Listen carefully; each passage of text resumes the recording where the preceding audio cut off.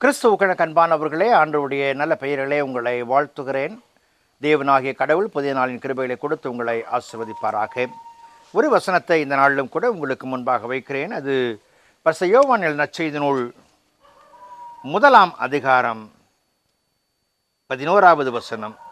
அவர் தமக்கு சொந்தமானதிலே வந்தார், அவருக்கு சொந்தமானவர்களோ அவரை ஏற்றுக்கொள்ளவில்லை.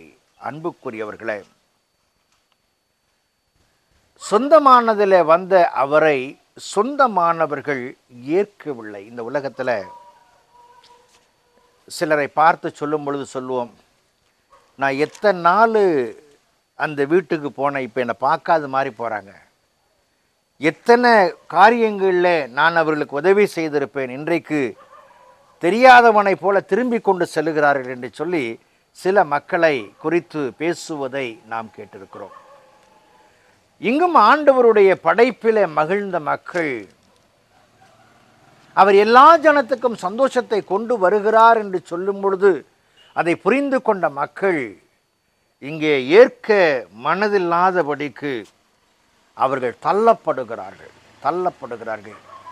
ஏன் என்று சொல்லி சில காரியங்களை நாம் பார்ப்போம் என்று சொன்னால், யோவான் எழுதின நற்செய்தி நூல் 9 அதிகாரம் 24வது வசனத்தில் இவர் பாவிகளோடு இருக்கிறாரே என்று சொல்லி இவரை பாவியாக பார்த்தார்கள்.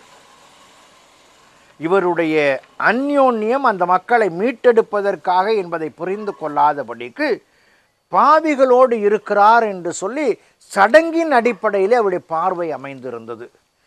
மற்றொரு பகுதியில் நாம் பார்க்கும்போது 10 அதிகாரம் 20வது வசனத்தில் யோவான் நற்செய்தி நூலில் அவருடைய சொற்கள், அவருடைய செயல்கள் இவருடைய சடங்குக்கு மாறுபட்டபடியினாலே அவரை பிசாசு பிடித்தவர் என்று சொல்லி கருதி, அப்படி சொல்லி தங்களுடைய ஆளுமைக்கு இடரல் வராதபடிக்கு அவர்கள் காத்து கொண்டார்கள்.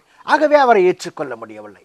அவருடைய செயல் திட்டங்கள் மேன்மை உள்ளது என்று சொல்லி ஏற்றுக்கொள்ள விரும்பி இருந்தால் இவர்களுக்கு கிடைக்கிற ஆதாயங்கள் இழந்து போயிருப்பார்கள்.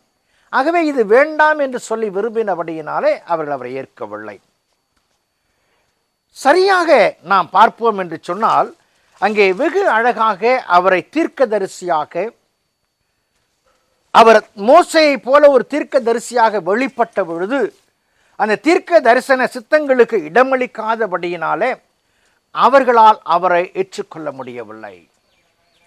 என் ஆண்டவர் அவருடைய வருகையின் நிலைப்பாடுகளிலே ஒரு மீட்பராக தன்னை உருவகப்படுத்தி காண்பிக்கும் பொழுது அந்த மீட்பின் செயல்பாடுகளை ஏற்க முடியவில்லை.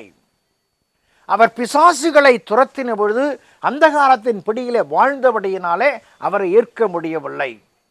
அவரை உலக அரசனாய் பார்த்தவர்கள் இறை அரசனாக, இறைவனாக பார்க்க மனதில்லாதபடியினாலே ஏற்க மனதில்லாத மக்களாய் காணப்பட்டார்கள். அன்புக்குரியவர்களே, இன்றைக்கு நீங்களும் நானும் விசுவாசிகளாய் வாழ்ந்து கொண்டிருக்கும் பொழுது, என் ஆண்டவருடைய 2ஆம் வருகையை எதிர்நோக்கி காத்திருக்கும் பொழுது, அந்த வருகையின் காலத்தில் என் ஆண்டவரை குறித்த எதிர்பார்ப்பு எப்படியாக இருக்கிறது?